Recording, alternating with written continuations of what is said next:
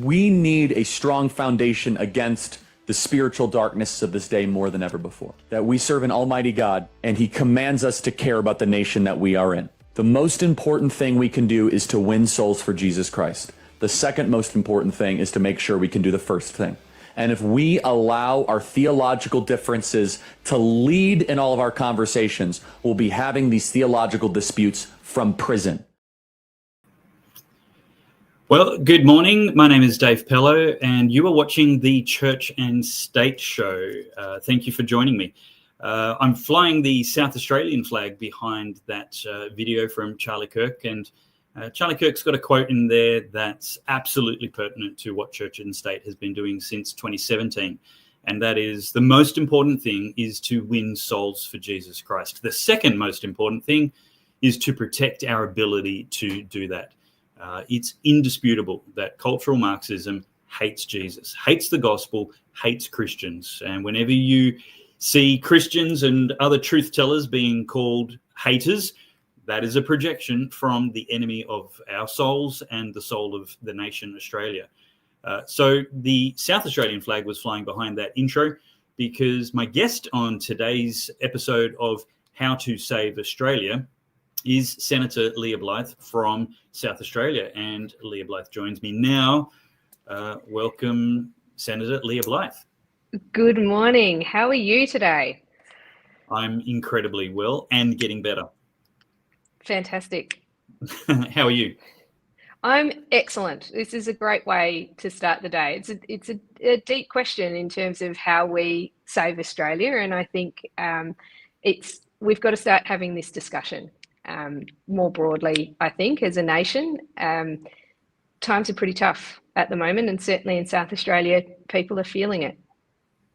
Yeah, look, you've got an election in that state coming up in 6 months. Now, you're in the federal government representing the state in the Senate, but this is a contest for the state government. Now, a lot of critically important religious, moral, justice issues, law and order issues happen in the state. The state runs the education department. It is duplicated at the federal level, but there's a lot of issues there. So maybe we can talk through some of those. But I am excited to, and let me just add an advertisement in here. If you're a resident of South Australia, please come to the Church and State event conference in Adelaide, happening next Saturday, the 11th of October. You get your tickets now at christiansvote.com.au.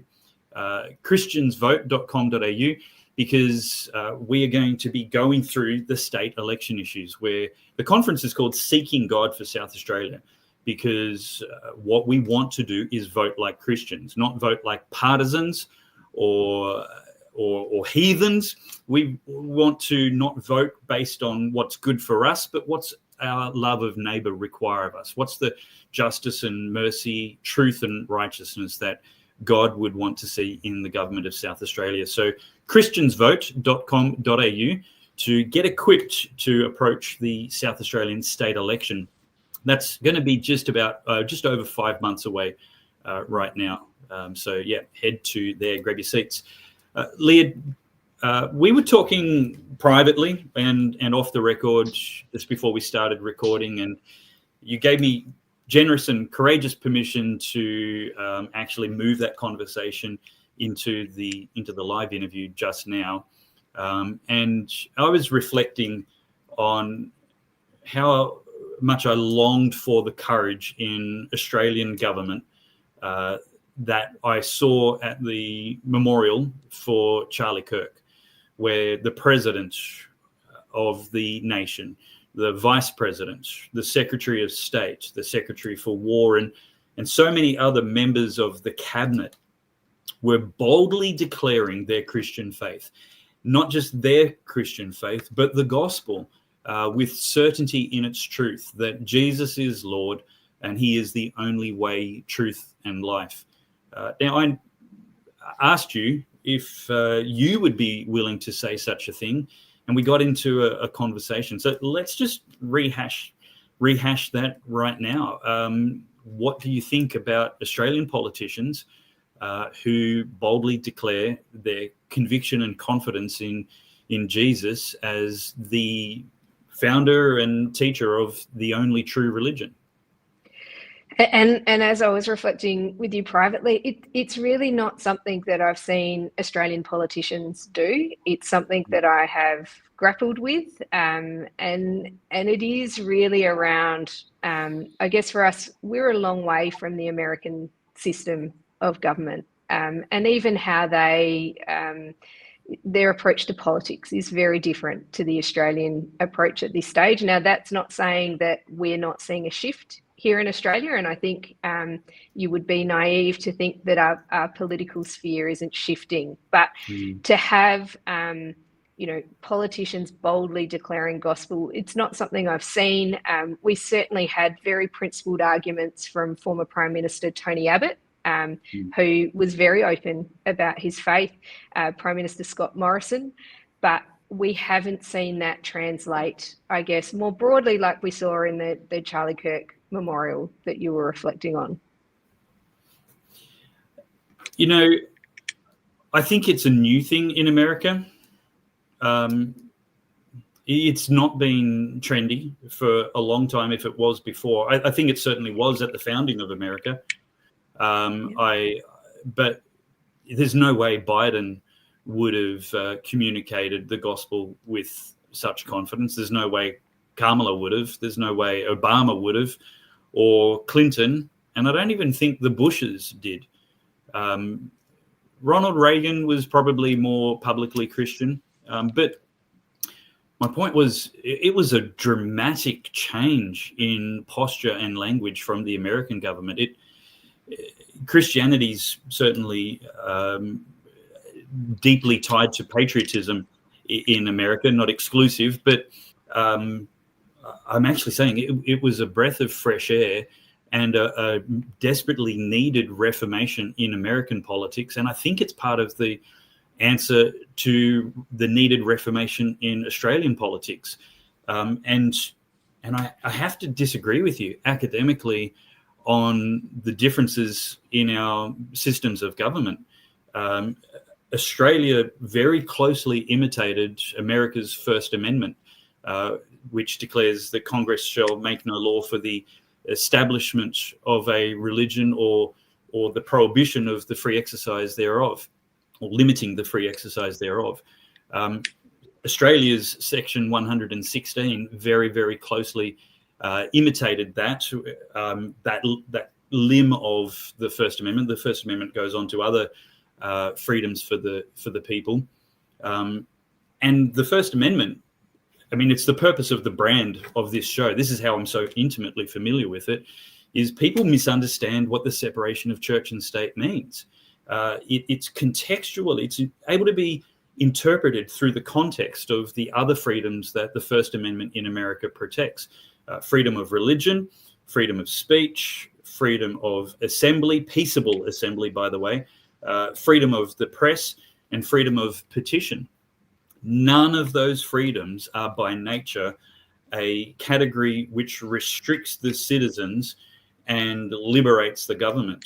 They're all freedoms which introduce accountability, checks and balances to the government, restricting the government, not restricting the people. It would be a grave mistake to think one of them restricts the people's expression and participation in democracy by virtue of their religion, including election to office or advocacy for policy, while all the four others liberate the people's freedom of political communication. Now, Section 116 likewise focuses on freedom of religion, doesn't provide a restriction on the states, but does say that the Commonwealth shall not make any law essentially prohibiting or establishing an official state religion. The idea is that the Constitution and government should be, what's the right word, agnostic, not reaching a conclusion, interested and willing for, when people say separation of church and state means that we have to keep religion out of politics, I ask them this simple clarifying question: do you think Christians should be able to vote? Most of the honest people who are not tyrannical at heart say, of course they should be allowed to vote. We're a democracy. And that's really the point. Religion has as much place in politics as atheism, unionism, environmentalism, and any other ideological worldview and political agenda has. You just have to make the case. Democracy, by its nature, is the imposition of the majority's views on the people remaining. And so, the language around this is misleading. Church and state, separation of church and state, simply is a restriction on government. Now, the Australian founding fathers were very popularly Christian. And so our political system actually agreed unanimously, and certainly popularly amongst the 96% of the population in the 1900s that were Christian. The preamble to our Constitution says, humbly relying on the blessing of Almighty God. So when I long for senators, MPs, MLCs, MLAs to declare their faith, it's a reformation back to the way we begin, not something American.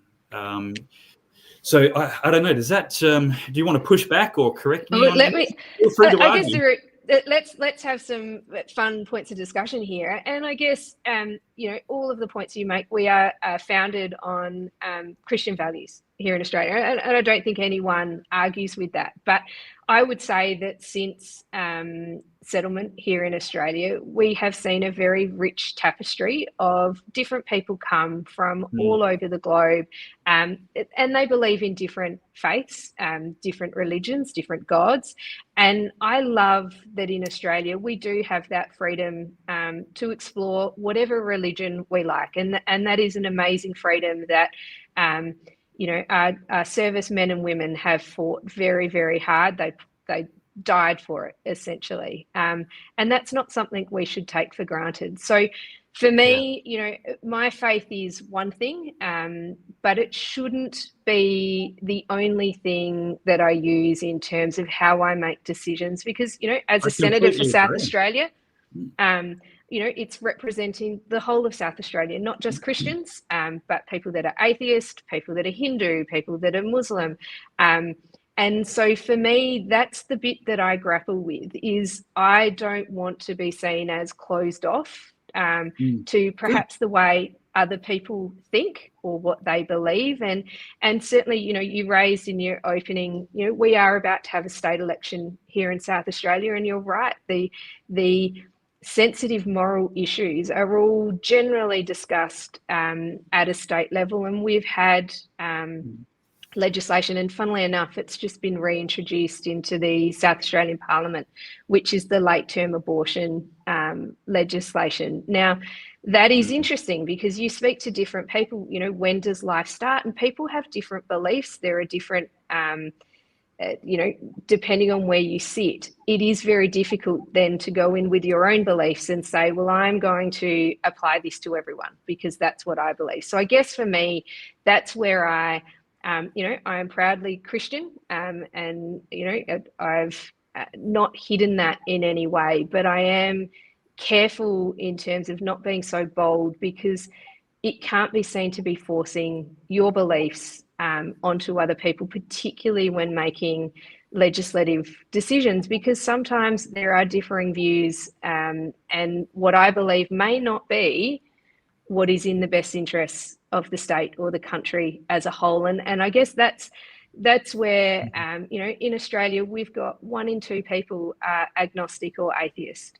I certainly don't want those people to feel as though I can't represent them or that I'm not listening to them. Yeah. I hear what you're saying. And I think there's some false premises that have been thrust upon you and politicians, and I'm not even sure I can identify who did that. Certainly anti-God people and agendas.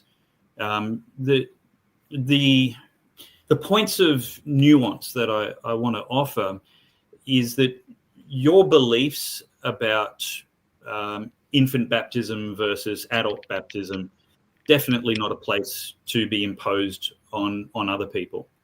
Your beliefs about perhaps creation, origin of species versus evolution, origin of species, probably not something to impose on other people. But when different people, religions, and ideologies have different beliefs about what's true, this is where a fundamental contest of ideas happens. And the abortion debate is an incredibly important one. What someone believes about the point at which human life begins is completely irrelevant. I think there needs to be a political discourse, a statesman led debate that says we don't get a vote on the definition of life. This isn't a democratic idea or principle that's up for negotiation. Science, biology, empirical evidence establishes when a human life begins. You don't even need a faith to be certain and stand on solid ground about what is the moral, just, and right thing to do here. Now, your Christian worldview may align with that, support it, or even originate it, but an objective third-person belief in the nature of, I think the only people you can't represent are the people who don't believe that truth exists, that there is no such thing as truth, and that's an incoherent statement because they are making a truth claim as if there's no debate. I think there's also another nuance I'd like to add is that we've mistaken, I think, a low education level of the average voter has led to a popular sentiment that you have to reflect people in order to represent people. And we've ended up with a reflective government instead of a representative government. I hope the residents and citizens of Australia and residents of South Australia are paying you to bring your best ideas, your best research, and all of your full-time devotion and energy to finding the information to make informed decisions. Because, and not you, every politician should be doing this. And there's this thought, that's become bizarre and even obscene that a representative government needs to have the same gender balance as the general population, and then the same racial balance as the general population. And then we go further into the protected identities that exist. And like, that's not what representative democracy is. That's not what representative government is. You can represent a man in South Australia just as well as you can represent a woman, even though you're not a man.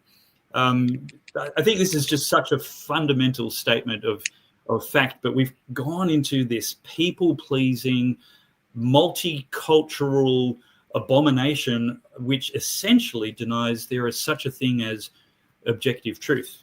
Jump in. And there are so many things to unpack with that, and I think you are absolutely right that at some point government has changed, and I look at the recent election campaign that we had federally, and it was interesting being a member of the coalition for that campaign and the feel that it was waiting for what the polls would say. So when you say things like people pleasing, I think you are spot on in that observation that at some point we have made the shift from statesmen and being able to courageously bring ideas and challenge and have, discourse and discussion around serious policy positions for the Australian people. And that's something that our economy, our very way of life, I think, is under threat because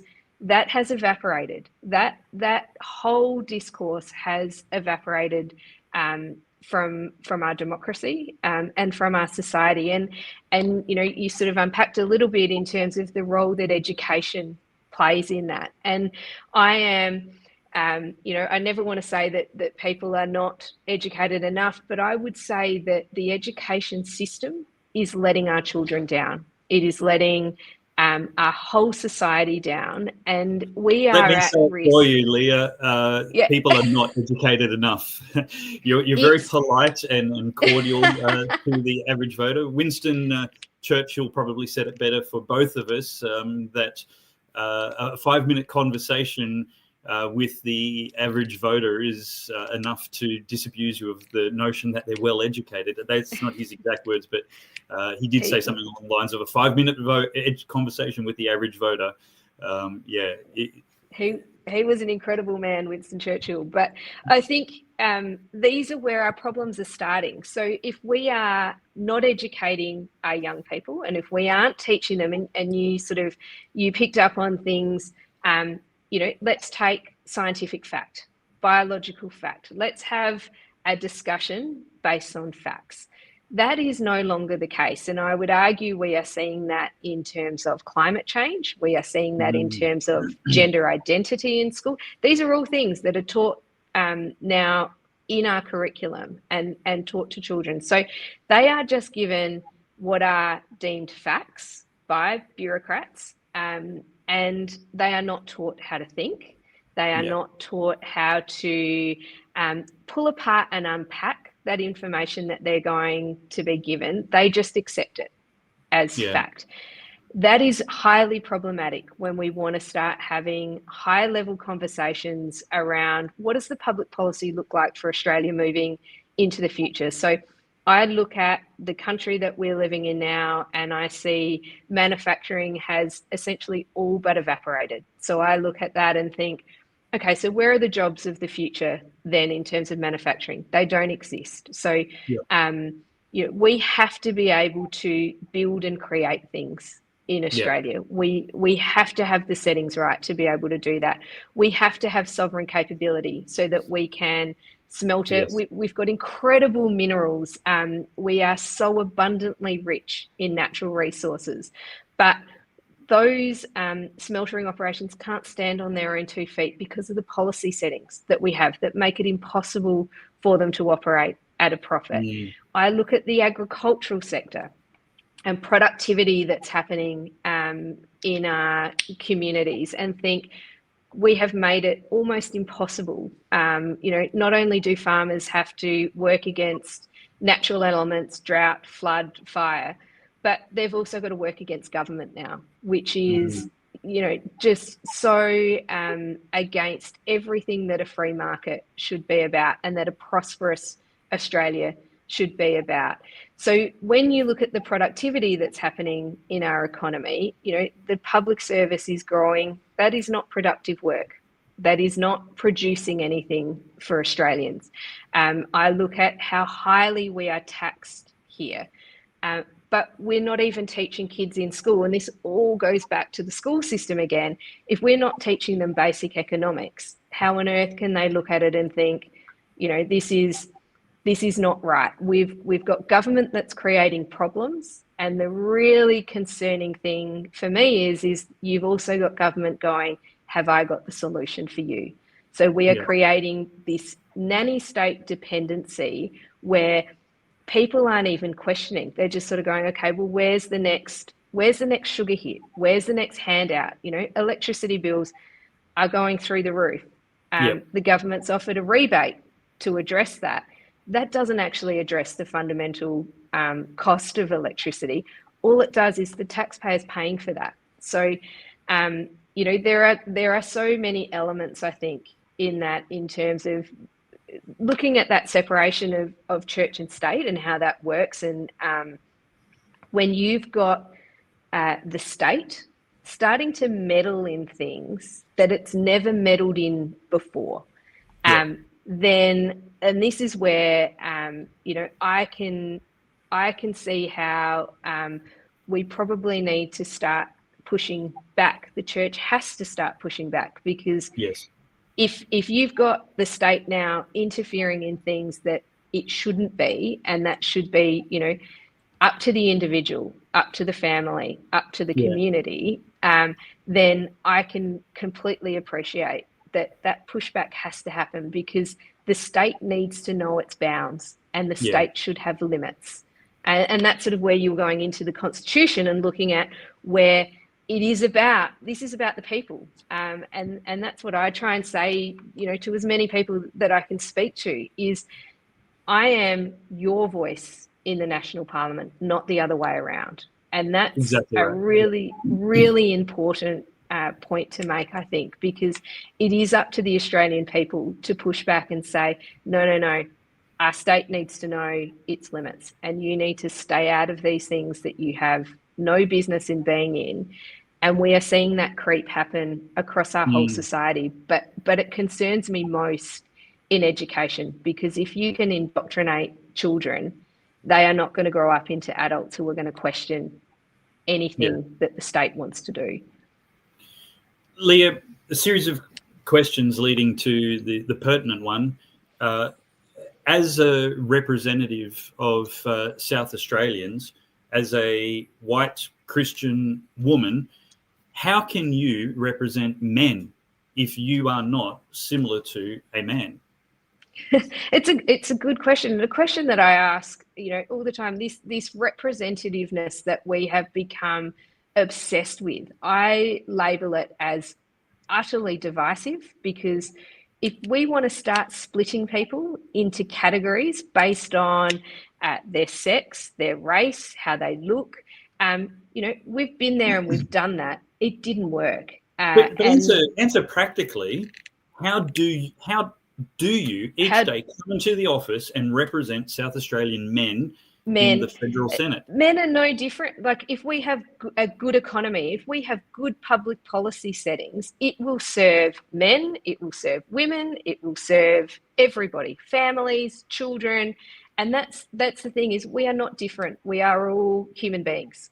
And what about ethnic minorities? Can you, as a woman with less melanin than others, represent people from different ethnic backgrounds? And this obsession, of course we can. We are all part of the human race. And that is really important, because I find it really divisive when you've got the left wing wanting to divide us all up into ever smaller divided groups, where they are making it's essentially identity politics, and it doesn't serve the Australian people, and it certainly doesn't serve our national interests to keep going on with this obsession, because the smaller the groups that we keep dividing into, the more division that we create, and the less unity that we can have, that national pride, that working towards one, future for all of us, where, it doesn't matter. And my grandparents were migrants out here, from India, Burma, the UK. It doesn't mean that, I can't represent others that might be of Chinese heritage. I'm sorry, I should have called Thai. you whitey. No. This is the thing, right? This is how ridiculous this whole identity politics is becoming. Let you finish answering the question and expounding on these ideas with the third part of this question is how can you, Senator Leah Blyth, as a Bible-believing Christian who declares Jesus is Lord and all other religions are false, how can you represent somebody who doesn't believe the same things, an atheist, a Buddhist, a Muslim? Because our settings, and this is, I guess, you don't have to be religious to understand economics. So politics is about public policy settings, and you don't need to necessarily be a person of faith to know what good economic policy settings are, or what the defence of our nation means. So as a Christian person, I think you have more compassion and understanding and forgiveness. They're all things that, I grew up, believing, and I still do.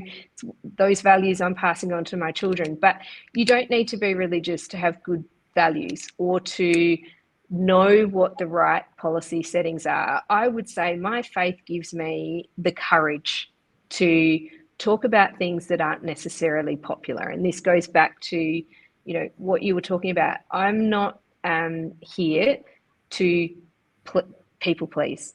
I'm here to have courageous discussions about what is in our national interest. And that is for everybody. That it doesn't matter, what faith, if there is any faith that you subscribe to, whether you're a man, whether you're a woman, whether you have an ethnic background or not. I think that is the distinction that we need to be able to make, that you don't have to be something to be able to represent it. But if we go down the left's path where they want to split everyone up, then what we're going to end up with is 1,000 different competing ideas, and none of them will be right. And so here's where I come back to where we started is I think if you are genuinely representing everybody from both genders, every ethnic background, and any ideological background, then as a leader in our culture and government, and I don't mean you personally, I mean the generic you, every politician, American, Australian, British, if your job is to promote what's good, true, and beautiful, then if you have a firm conviction that's what's true is Christianity, as did the founders of all our Western cultures, then you have a duty to tell the truth and advocate it and let people debate it, not to impose your beliefs, but to advocate your beliefs and to stand or fall on the defense of them, on your ability to. And here's what's lacking in the Liberal Party culture. And you know what? I don't see the same lack of conviction in the Labor Party, but it's the ability to articulate a bold and robust defense of firm convictions. The Liberal Party has been led for many generations, even decades, on many parliaments, but on sort of like reading the polls, like reading the tea leaves. How are we going to win the election? By doing what's most popular, sticking our finger in the air and seeing which way the wind is blowing. And that's what we believe in today. And I just long to see, and I think this is how we save Australia, is a whole bunch of conviction politicians from any party who come together with a consensus that let's debate what's true, let's debate what's good, let's debate what's beautiful. And so many of the things that are under attack in our culture are due to the ascendancy of Marxism, which is due to the shyness, apology of defenders of what's true. We're trying to bring everybody with us, and in so doing, we're leading nobody. I should let you respond to that. What you have, I guess those observations you've made are exactly why I wanted to serve the Australian people, because I got sick of complaining over the dinner table, and I think my husband got pretty sick of it as well, in terms of why aren't people doing what's right? Why is it so hard to do what's right? It is not right for the Australian people to be led down a path of $1.33 trillion to meet a legislated target, which is never going to be achieved, which will make no difference to the global climate. That's not right. And why are we afraid to have the debate about it? And I am happy to defend my position or put my position forward, but why are so few people afraid to talk about those things? I believe, and you said in a remark earlier, and I like the way you said that, the two genders.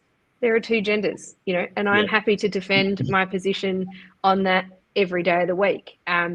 So I think it is a matter of, I think you're absolutely right, we need more politicians with courage, conviction, and with an understanding of, this isn't, I don't look at being a senator for South Australia as a job.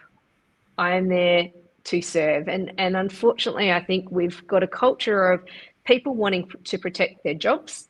And by doing the safe thing, right? It's so much easier to be safe. It is so much easier to not be controversial. It is so much easier to not push back on the Marxist agenda. To be that shy, we don't want to offend anybody, so we'll just let this go by. Well, we've had probably 4 decades of letting, we'll just let that one go through to the keeper. We'll just keep, it won't be so bad.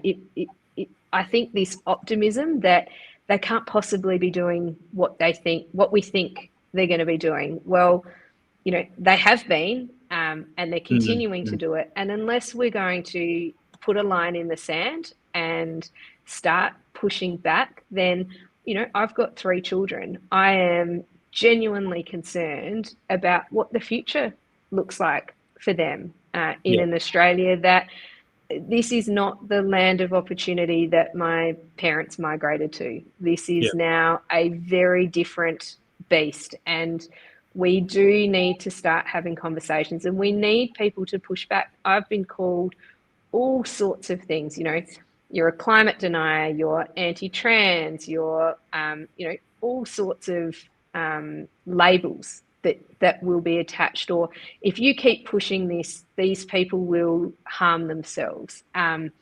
This kind of manipulation, we've got to stop being scared of being cancelled, because that's what the left did really well. And this is that, socialist control, conform, or we'll shut you down. And it's time to start pushing back. Yeah, very good. What you're doing is standing up against amoral agendas, lies and deception.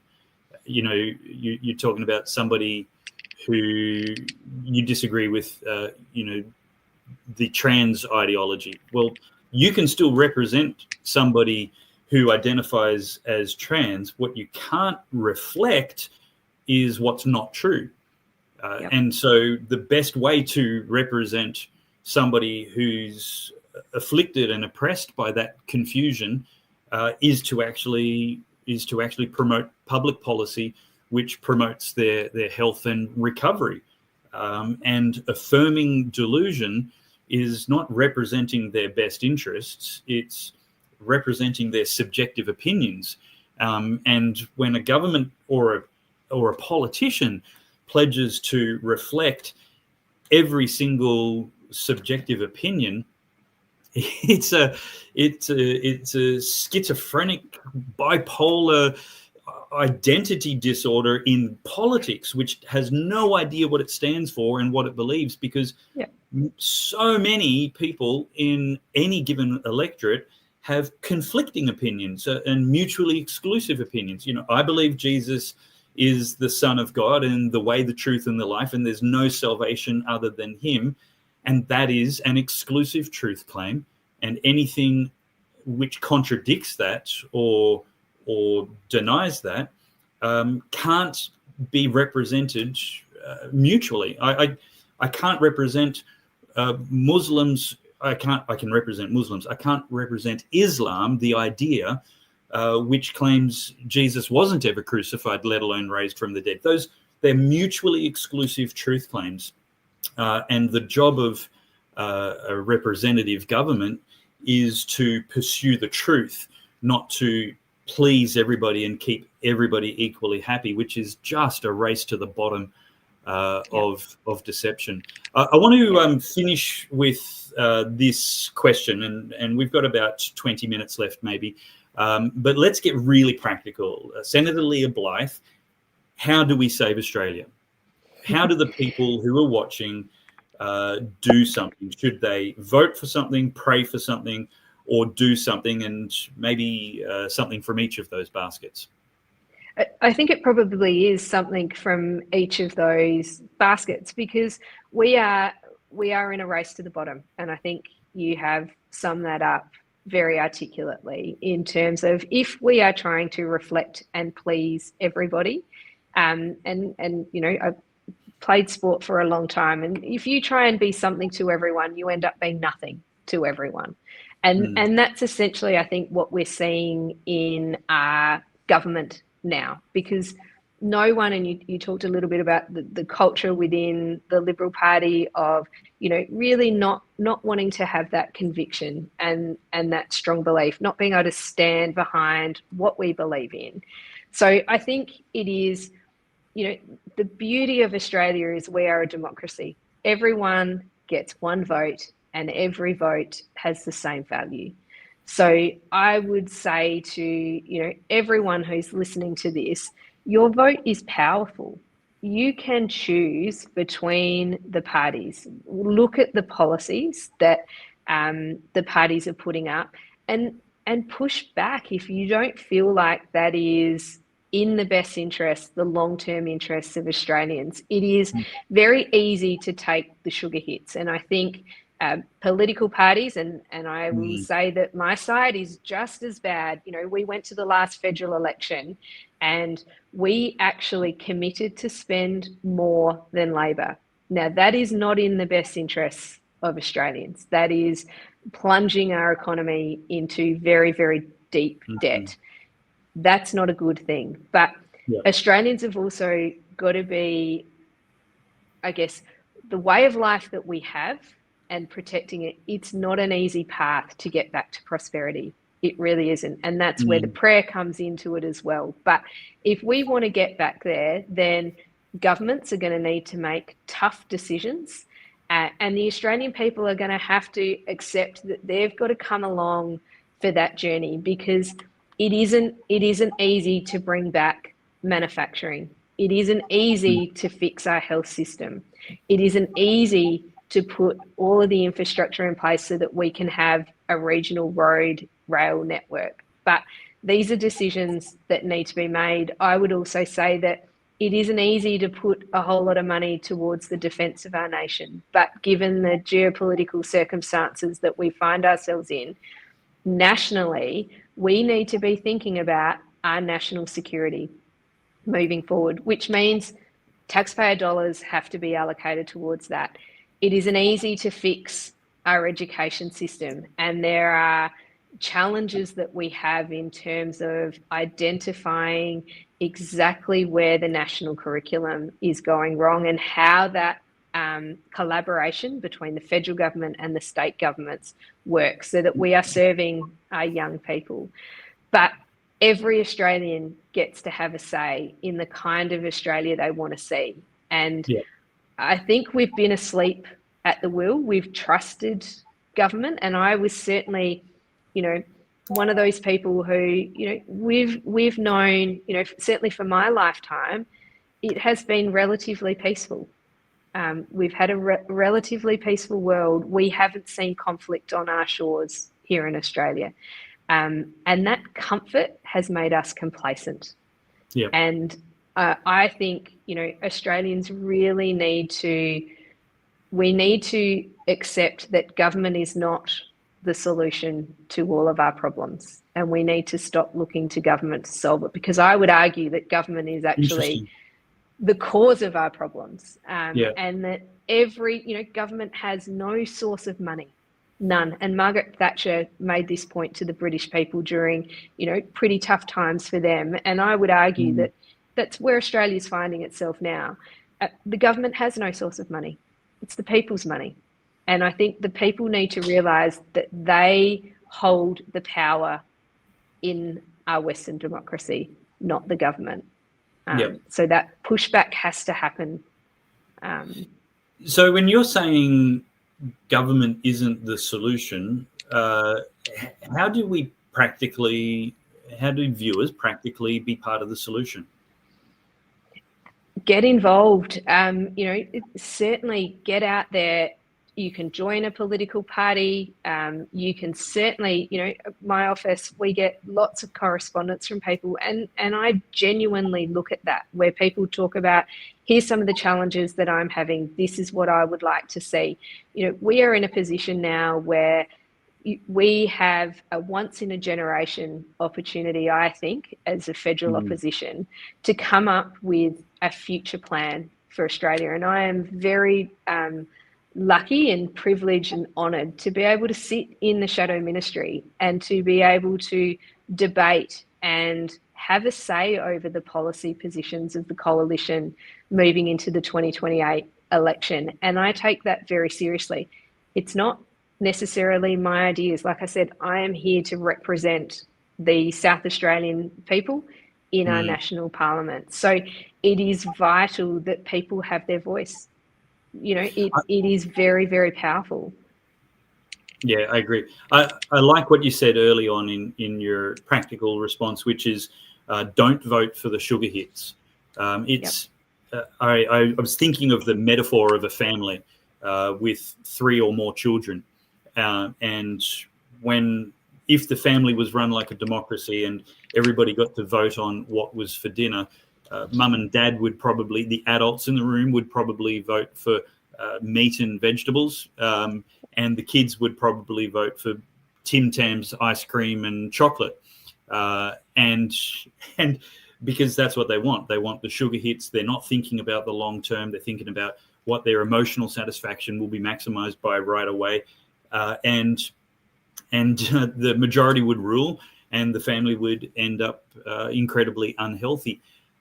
And voters likewise need to mature, like grow up. Stop voting for pork barreling, whereby politicians and parties simply bribe you to perpetuate and prolong their power, and actually vote for the meat and vegetables. Vote for that which is good, which you said, the long-term beneficial policies, the things that are going to provide health and strength and vitality to the nation for the long term. Because when you have a healthy, prosperous, debt-free nation that is living within its means, you're not going to need so many sugar hits, because you've got the government out of your pocket, your family, your church, your community is maximized in by voting for sugar hits all the time. It's like feeding the wildlife. They become dependent on people instead of having the strength to survive the wild by themselves. I think my metaphors are getting a little bit lost. I think that's that's the Marxist ideology, right? Is the state wants you dependent on it. That is, the state wants you to be dependent on it, because you can control your population if that's the case. And I think, you know, certainly as a Liberal, I want government out of, as you said, out of our lives. You know, people will always spend their dollar more wisely than the government will. So if a family's got to live within its means, so should the government. And that's incredibly important. But yes, people need to, but it's also incumbent, I think, on the political parties to show that long-term future and that hope and that vision. And I would say that has been missing from the debate for quite some time now. And we really do. It is incumbent, you know, certainly on the coalition to come up with, you know, and take Australians on the journey for what a prosperous future can look like beyond an election cycle.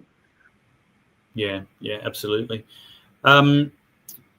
Practically, what does party membership do to help save Australia? I'm a believer, and I want to give you a free hit to plug membership of the Liberal Party and whatever other party people might be inclined to do. How does being a party member empower you to be part of the solution? Certainly within the Liberal Party.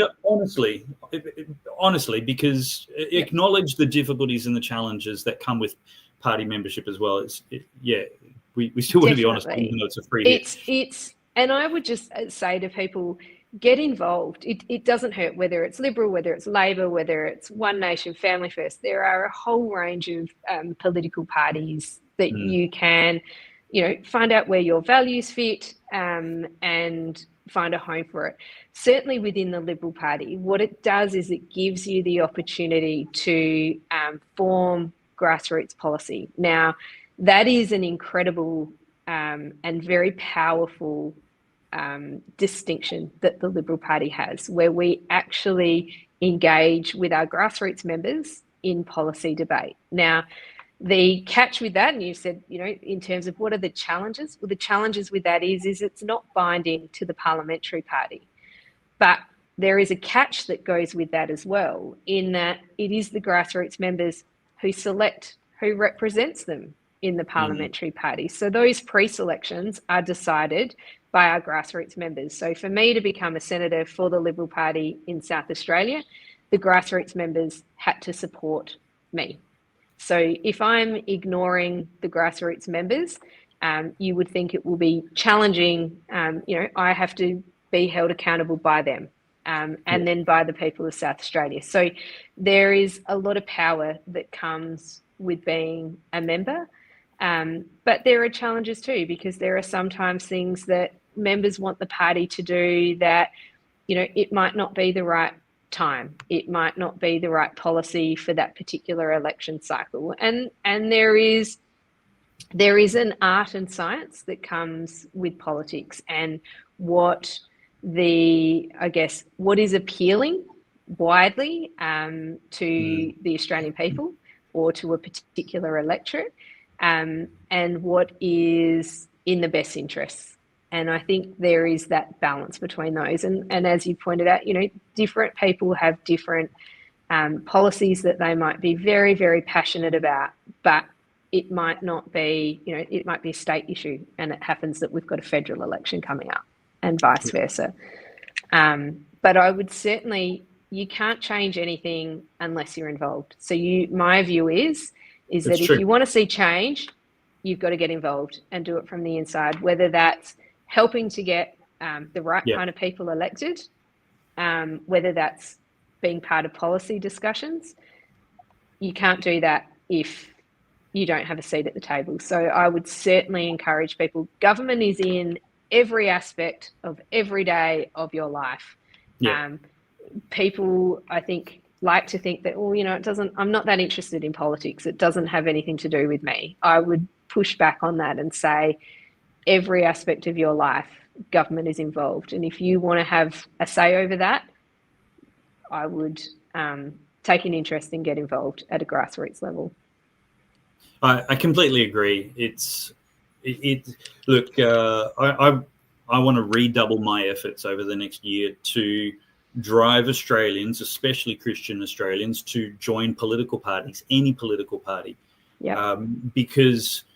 Because in America, they have to have a massive drive because they got optional voting. It's not compulsory. They have to do a campaign to get the vote out. And in Australia, we have to have a massive campaign to get the membership up. We've emptied the political parties. They're like 1/10 of what they were 50, 70 years ago, while our population has exploded. And so if you want to be represented, here's how you be represented. You don't elect somebody who looks like you become a party member, and you pre-select the people who champion the ideas, the policies, the values that you champion, because within the Liberal Party, there's a broad church. You could have somebody who believes the opposite to you in the same party. And you could have somebody who believes almost identical to you. And the decision on which one will be your candidate is made by the people who turn up, the people who've been a party member for years and who get to know the other party members who are your future candidates. That is where the engagement has to happen and the activism has to happen in Australia. If we want a representative government, you have to participate. You can't just turn up on election day and hope for the best. That is so lazy. It's stupid. You're not allowed to say that. It's complacent, isn't it? It is so complacent. And we have compulsory voting here. We get to vote. I've visited countries where people would die, and our diggers died for us to be able to have a vote. We are so complacent and lazy about it that it breaks my heart. And again, this goes back to education. Why aren't we why aren't we instilling in kids the value of their vote? And every vote counts. Every vote matters and makes a difference. And it seems to be a luxury that we take for granted and don't even understand the value or the fight that had to happen to give us that privilege that most people in the world don't have. Yeah. Leah, a tangential question harkening back to a topic we were talking about half an hour ago. Just to wrap it up, this might be a little clip or promo reel. When does human life begin? Oh, well, and this is, for me, it's at conception. So for me, human life. For you, or that's when it begins? I think that's when science says it begins, right? So if we're going to talk about and I am very much about evidence base and what you can sell. So if we are going to take the science and the definition of that, then human life begins at conception. It does. Yep. And that's a biological fact, reality. You can't.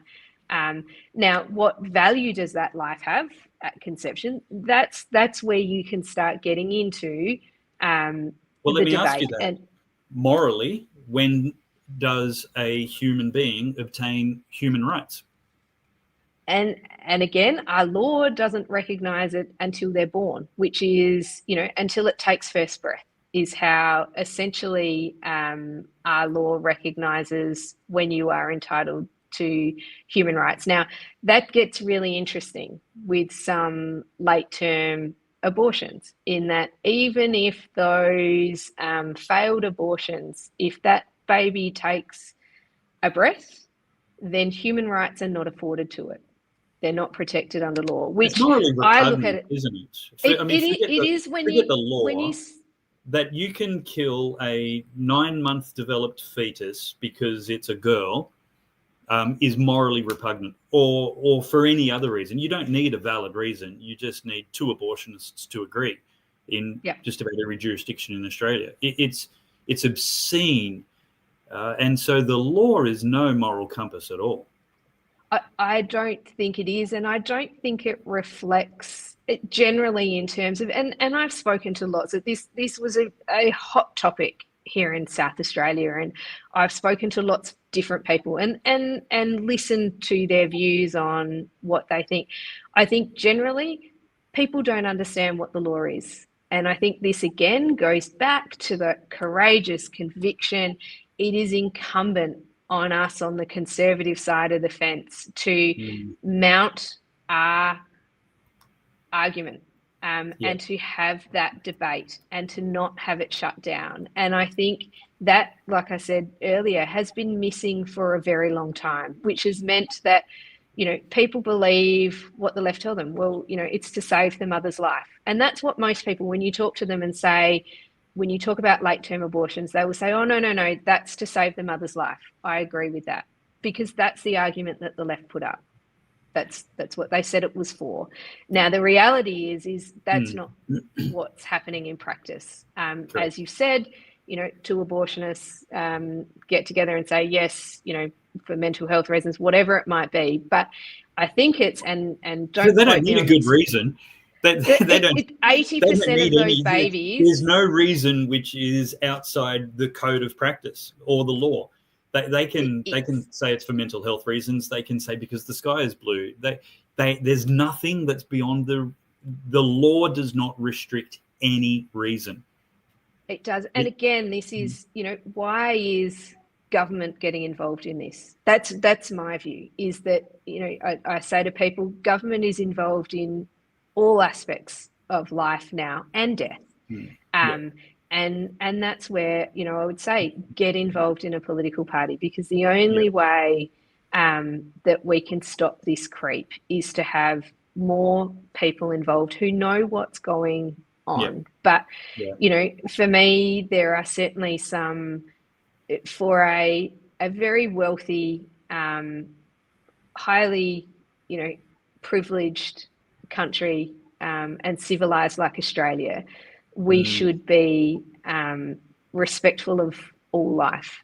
And it 100%. is deeply concerning to me that we've managed to make things so clinical that the science doesn't matter anymore. And for me, I am deeply concerned about, the men and the women and the families that go through what they see as very clinical processes, what long-term impacts that has. Because, I've spoken to lots of women and men that have, partners have had abortions, and there are long-term impacts to those decisions. And it just concerns me that we make things so clinical and we dehumanize it. And at the end of the day, where is our humanity? Yeah, exactly right. Look, it's nearly 80 years since most of the world's leaders and nations agreed unanimously on the Universal Declaration of Human Rights, which was a statement to resolve to never repeat the horrors of the Holocaust preceding World War II. And we have regressed so rapidly, we are running away from that statement, which said human life, the right to life, is fundamental for every human being, regardless of location, including the mother's womb.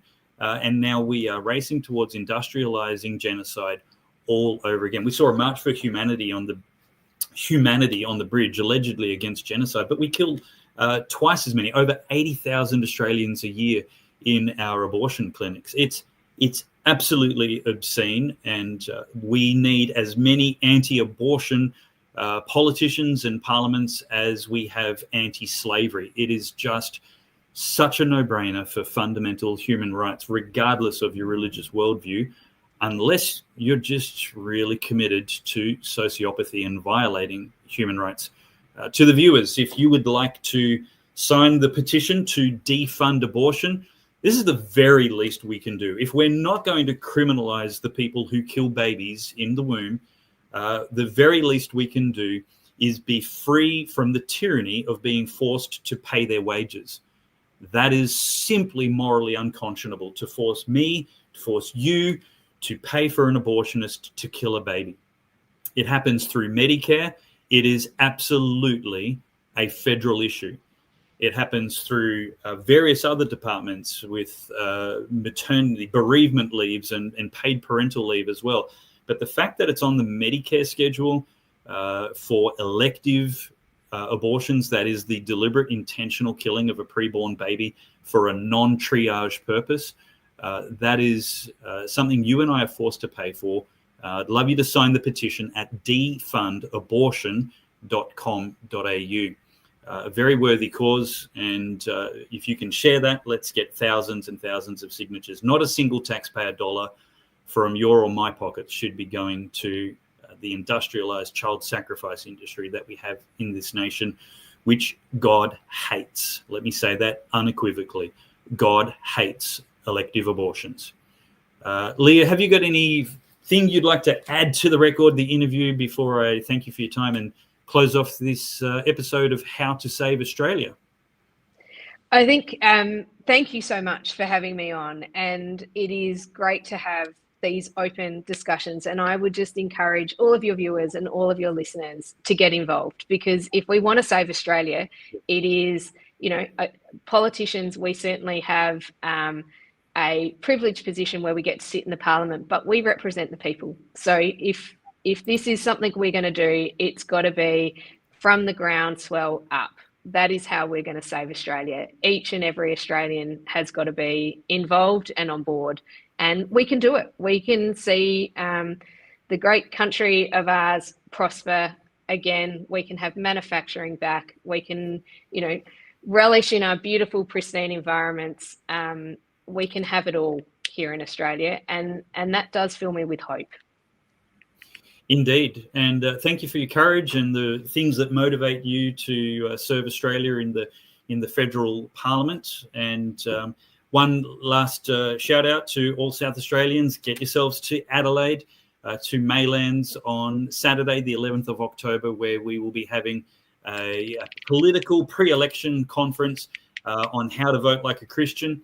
the conference is called Seeking God for South Australia. We want to vote according to his will and ways, motivated by love of neighbour, and just acknowledging that Jesus is Lord and I'm not. So God bless you. God bless Australia. And Leah Blyth, God bless you. God bless. Thank you.